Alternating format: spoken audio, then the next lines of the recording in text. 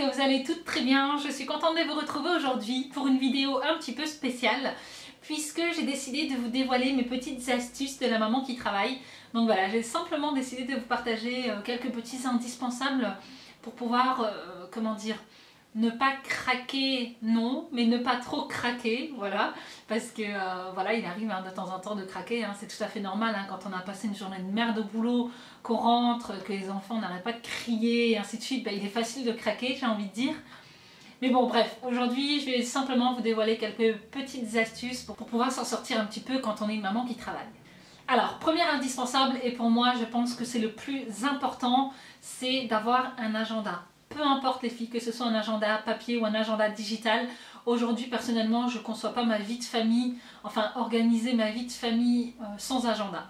Donc moi personnellement je suis plutôt agenda papier et pour cela j'utilise en fait un organiseur familial, donc le Memoniac que j'ai acheté, je ne sais plus si j'ai acheté ça en grande surface ou chez Cultura, mais quoi qu'il en soit maintenant ça fait 3-4 ans que je l'achète, vous pouvez le trouver un petit peu partout. Et franchement, j'adore cet agenda. Pourquoi? Parce que vous avez en fait un mois sur toute une page. Donc voilà, pour moi personnellement, ça m'évite à chaque fois de tourner la page et ainsi de suite. Donc voilà, je trouve que c'est un agenda qui est super bien pour pouvoir organiser sa vie de famille. Donc ici, vous avez des petites recettes, des petites idées recettes. Et vous pouvez également utiliser donc, des petits stickers. Mais bon, moi, je suis pas trop sticker. Voilà, un stylo et du papier, pour moi, ça suffit. Mais quoi qu'il en soit, il vous faut absolument un agenda pour pouvoir gérer tous les rendez-vous, les anniversaires, les sorties, les activités extrascolaires, pardon. Enfin bref, donc pour moi, c'est vraiment l'outil le plus important qu'il faut avoir quand on est une maman. Après, pour les mamans qui sont un petit peu plus geeks, vous avez des applications sur les téléphones qui vous permettent en fait d'organiser votre vie de famille. Vous pouvez tout organiser, que ce soit les courses, le ménage, vous pouvez établir des listes de tâches. Vous pouvez même en fait vous partager un agenda avec vous et votre mari pour pouvoir gérer tous les rendez-vous des enfants. Mais aujourd'hui, il y a énormément d'applications qui permettent en fait de pouvoir mieux organiser sa vie de famille. Donc là, j'ai fait quelques recherches pour vous. Moi, j'ai trouvé une application qui s'appelle Lady Plan. Vous avez également Planny-Click. Mais voilà, quoi qu'il en soit, vous avez plusieurs applications comme ça à gauche à droite que vous pouvez retrouver pour vous aider dans le quotidien. Deuxième indispensable qui est tout aussi important, c'est d'avoir un mari qui gère. Personnellement, je travaille autant que mon mari, on travaille tous les deux à temps plein, on n'est pas là toute la journée, donc personnellement je me vois mal rentrer le soir et avoir à m'occuper de tout alors que mon mari est sur le canapé. Franchement c'est inconcevable pour moi. Mais quoi qu'il en soit, ce n'est pas du tout mon cas. J'ai vraiment la chance d'avoir un mari qui m'aide dans toutes les tâches. On se partage toutes les tâches quotidiennes, que ce soit le ménage, les repas, les enfants. Voilà, j'ai vraiment de la chance d'avoir un mari qui gère autant que moi. Et franchement, je trouve ça super important. Troisième indispensable, il faut vous accorder du temps. Franchement, que ce soit une petite sieste, une après-midi shopping, une soirée entre copines ou une après-midi canapé, peu importe. Mais quoi qu'il en soit, il ne faut pas oublier sa vie de femme. On est tout le temps sollicité, nous, mamans, par les enfants. Donc je pense que s'accorder du temps de temps en temps pour soi, ou ne serait-ce qu'une grasse matinée, peu importe. Mais voilà, je trouve que c'est super important pour vraiment ne pas avoir à craquer sous le coup de la fatigue ou sous le coup d'être tout le temps sollicité. Donc voilà, je pense que passer 1 heure, 2 heures ou une petite après-midi, rien que pour vous, de temps en temps, ça fait pas de mal.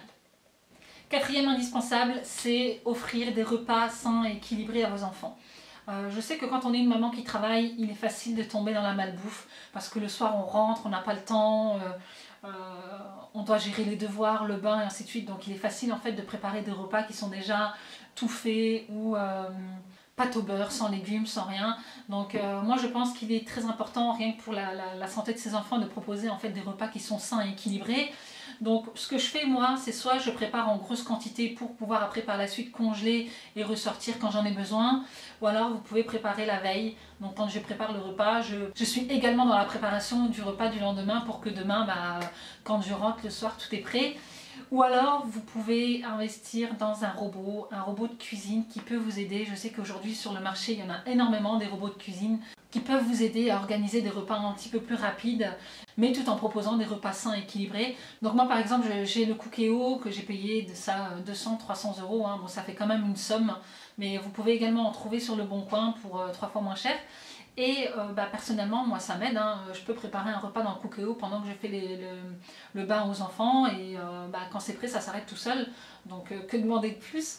Mais voilà, quoi qu'il en soit, aujourd'hui vous avez énormément de robots de cuisine que vous pouvez, qui peuvent vous aider comme ça à préparer des repas sains et équilibrés. Cinquième indispensable, c'est déléguer. Déléguer. Franchement, les filles, vous ne pouvez pas tout gérer, c'est impossible. Donc déléguer à vos enfants, faites en sorte qu'ils deviennent autonomes. Hein. En plus, de toute façon, vous leur rendez service.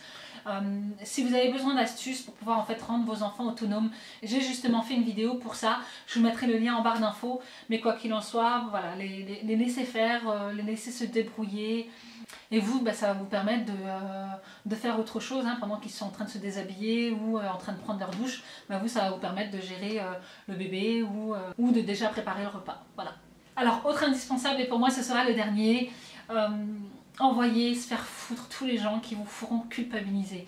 Peu importe que vous ayez décidé d'arrêter de travailler pour élever vos enfants ou que vous continuez à travailler en ayant des enfants, peu importe. Quoi qu'il en soit, aujourd'hui, on a tendance en fait à cataloguer les femmes. Donc quand elles travaillent, c'est une mère indigne qui délaisse ses enfants, et quand elles ne travaillent pas, c'est une feignasse qui glande toute la journée à la maison.